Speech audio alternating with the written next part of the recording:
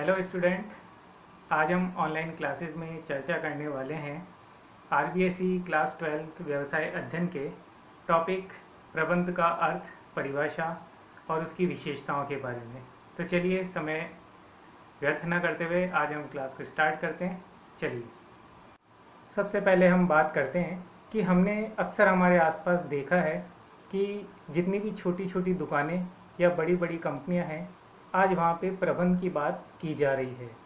अब प्रबंध की जो बात की जा रही है वो किस प्रकार से है कि चाहे वह विनिर्माता कंपनियां हों, चाहे केश सज्जा के उद्योग हों, या हस्तशिल्प, रेस्टोरेंट, होटल, सिनेमा या किसी भी प्रकार की गैर व्यवसाय लाभकारी संस्थाएं जिसे एनजीओ भी कहा जाता है, वह भी प्रबंध को काम में ले रही है।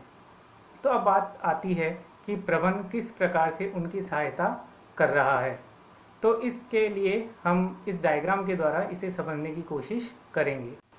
जैसा कि आप स्क्रीन पर देख रहे हैं, प्रबंध का अर्थ मुख्य रूप से प्रबंध को इंग्लिश में मैनेजमेंट कहा जाता है और इस मैनेजमेंट से ही हम इसका एक अर्थ निकालेंगे। सर्वप्रथम हम मैनेज, मैन और टी के द्वारा इसके 3 हिस्से करेंगे, जहां मैनेज का अर्थ व्यवस्था करना, मैन का अर्थ व्यक्ति या व्यक्तियों का समूह, और टी जिसे टैक्टफुली कहा जाता है, जिसका हिंदी में अर्थ होता है चतुराई से। अब अगर हम इन तीनों हिस्सों को आपस में जोड़ लें तो एक निष्कर्ष के रूप में एक डेफिनेशन बनती है मैनेजमेंट की। वो है किसी भी संस्था के लक्ष्य प्राप्ति हेतु व्यक्ति अथवा उसके समूह के प्रयासों को चतुराई से व्यवस्थित करना ही प्रबंध कहलाता है। तो यहाँ आपको पता चला कि प्रबंध का अर्थ क्या निकलता है कि चतुराई से व्यक्ति या व्यक्तियों के समूह को व्यवस्थित करना ही प्रबंध कहलाता है। जैसा कि हम स्क्रीन में देख रहे हैं कि प्रबंध के लिए उपयोगी जो चीज़ें हैं उनमें संसाधन होते हैं। प्रबंध के लिए मुख्य रूप से 2 संसाधन होते हैं। पहला है भौतिक संसाधन और दूसरा है मानवीय संसाधन।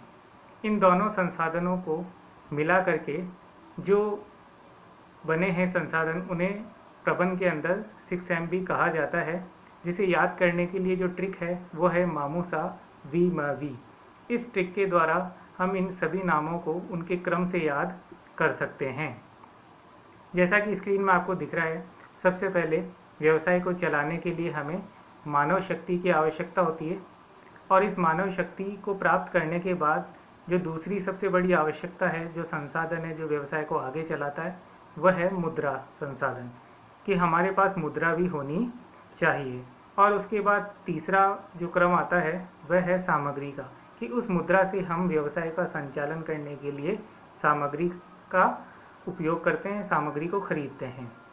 सामग्री के बाद बात करते हैं विधि और पद्धति की, कि यानी उस सामग्री को लाने के बाद हम किस विधि से उत्पादन का कार्य करेंगे। उत्पादन के लिए विधि पद्धति को तय करने के बाद हमें उसके अनुसार मशीनें खरीदनी होती है और मशीनों को खरीदने के बाद अंत में हम उसे विपणन यानी कि मार्केटिंग के द्वारा अपनी वस्तुओं को बेच करके संस्था के लाभ प्राप्त कर सकते हैं। प्रबंध का अर्थ और उसके संसाधनों के बारे में जानकारी लेने के बाद अब हम बात करते हैं प्रबंध के कार्य, यानी प्रबंध किस प्रकार से एक संस्था में लक्ष्य और उद्देश्यों की प्राप्ति के लिए कार्य करता है। इसके कार्य करने के जो चरण हैं वे 6 प्रकार के होते हैं, जो नियोजन से प्रारंभ होते हैं और नियंत्रण पर आकर के खत्म हो जाते हैं। जैसा कि हमें स्क्रीन में एक डायग्राम के माध्यम से ये दर्शाया गया है, इसे हम समझने का प्रयास करते हैं। सर्वप्रथम नियोजन में किसी भी कार्य को करने के लिए प्लानिंग की जाती है, यानी वह कार्य कब, कहाँ, कैसे, किस प्रकार, किन लोगों के द्वारा किया जाएगा, वह सभी एक ब्लूप्रिंट के माध्यम से एक कागज़ पर लिखा जाता है, उसकी प्लानिंग की जाती है। तो हमारे यहाँ पे नियोजन प्रथम कार्य हो गया। उसके बाद दूसरा कार्य होता है कि हमने जो सोचा था कि संस्था में कौन, कब, कहाँ, कैसे कार्य करेगा, उसके लिए संगठन में कितने लोगों की आवश्यकता होगी, वह दूसरा जो कार्य है वह ऑर्गेनाइजेशन के अंदर किया जाता है। तीसरा जो कार्य है वह है निर्देशन का। निर्देशन में लोगों को डायरेक्शन दिया जाता है कि आपको कौन सा कार्य कब, कहाँ, कैसे, किस प्रकार करना है। जब ये कार्य करते करते थक जाते हैं, उस कार्य से बोर हो जाते हैं, तो संस्था और प्रबंध उस कार्य में उन लोगों को अभिप्रेरित करने का कार्य करता है ताकि वे आगे बढ़ कर के उस कार्य को और अच्छे से कर पाए। फिर भी कभी कभी कुछ कमियां रह जाती है। उन कमियों को पूरा करने के लिए हमें समन्वय का उपयोग करना पड़ता है। समन्वय को आप सामान्य अर्थों में अगर समझना चाहें तो आप समझ सकते हैं, इसका अर्थ होता है आपसी तालमेल बैठाना। यानी अगर हम किसी से आपसी तालमेल बैठाना चाहते हैं तो उसे कहते हैं कोऑर्डिनेशंस। तो यानी संस्था में काम करने वाले श्रमिक, कर्मचारी, प्रबंधक बहुत सारे होते हैं और उन सभी लोगों में आपसी तालमेल बनाने के लिए जो कार्य किया जाता है वो प्रबंध का एक कार्य है, समन्वय। जब समन्वय भी पूरा हो जाता है तो अंत में कार्य हमारे सामने आता है और वह है नियंत्रण। यानी सही प्रकार से सही समय पर कार्य पूरा हो रहा है या नहीं हो रहा है, उन चीज़ों को देखने का कार्य नियंत्रण के द्वारा प्रबंधक करता है। और यही क्रिया अंत में समाप्त होने के बाद वापस पुनः शुरू हो जाती है। इसलिए कहा जाता है कि प्रबंध का जो कार्य है वो लगातार चलता रहता है, कभी बंद नहीं होता है। प्रबंध का कार्य समझने के बाद अंतिम जो टॉपिक है हमारा आज का, वह है प्रबंध की विशेषताएं। और विशेषताओं के अंदर आपको एक चार्ट दिखाई दे रहा है जिसमें 6 पॉइंट नज़र आ रहे हैं। इन्हें हम विस्तार से समझने का प्रयास करेंगे। सर्वप्रथम अगर हमें प्रबंध का अर्थ स्पष्ट हो गया है तो बात करते हैं प्रबंध का विशेषताओं में पहला है, यह एक उद्देश्यपूर्ण क्रिया है।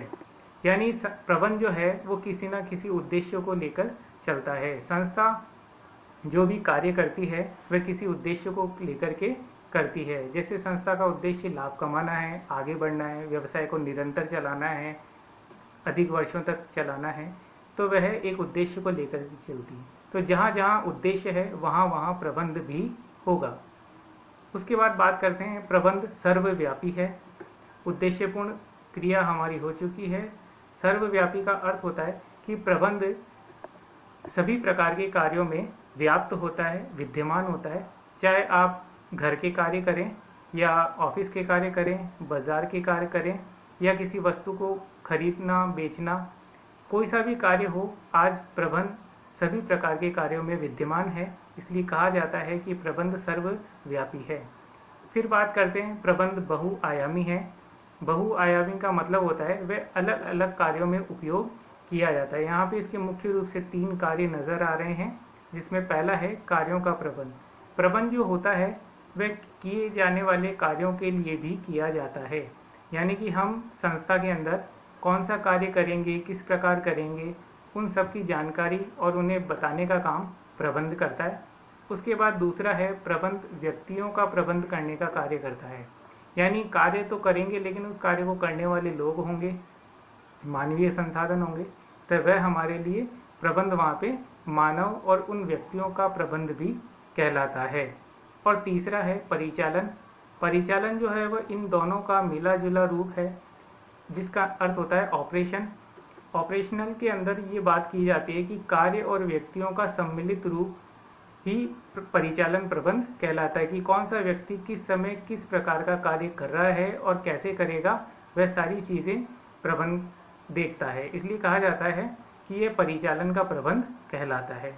उसके बाद बात करते हैं कि प्रबंध एक सतत प्रक्रिया है। जैसे पिछले डायग्राम में हमने देखा था, प्रबंध के कार्य 6 पूरे हो जाने के बाद नियोजन से प्रारंभ होता है और नियंत्रण पर आकर के खत्म होता है, लेकिन वह पुनः वापस नियोजन की ओर चला जाता है।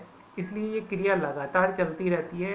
तो इस क्रिया के कारण ही प्रबंध को कहा जाता है कि एक सतत प्रक्रिया है जो लगातार चलती रहती है, कभी नष्ट नहीं होती है, कभी खत्म नहीं होती है। अब बात करते हैं कि प्रबंध एक सामूहिक प्रक्रिया है। प्रबंध का जो कार्य होता है वह कोई भी एक व्यक्ति नहीं करता है। संस्था में जितने लोग होते हैं वह सभी मिलकर के लक्ष्य और उद्देश्यों की प्राप्ति करते हैं व्यवसाय के लिए। इसलिए कहा जाता है कि किसी एक का प्रयास न होकर के ये सामूहिक प्रयास है, इसलिए ये प्रक्रिया भी सामूहिक बन जाती है। और अंतिम बात है जो इसकी विशेषताओं में है, वह है प्रबंध एक अमूर्त शक्ति है। अमूर्त शक्ति का मतलब एक ऐसा पावर जो इनविजिबल होता है, दिखाई नहीं देता है। जिस प्रकार हमारे वातावरण में हवा विद्यमान है, लेकिन उसे केवल महसूस किया जाता है, उसे देखा नहीं जा सकता। उसी प्रकार किसी भी संस्था में अगर सभी कार्य अच्छे प्रकार से हो रहे हैं तो हम महसूस कर सकते हैं कि वहाँ पे प्रबंध है, अच्छा चल रहा है। और जहाँ पे गलतियाँ हैं, हानि हो रही है, उस तो हम कह सकते हैं कि वहाँ का जो प्रबंध है वो बहुत बेकार है या वहाँ पर प्रबंध नहीं है। इस प्रकार हमने समझा कि प्रबंध की अलग अलग विशेषताएं हैं। इसी के साथ हम अपना आज का लेक्चर यहीं समाप्त करते हैं।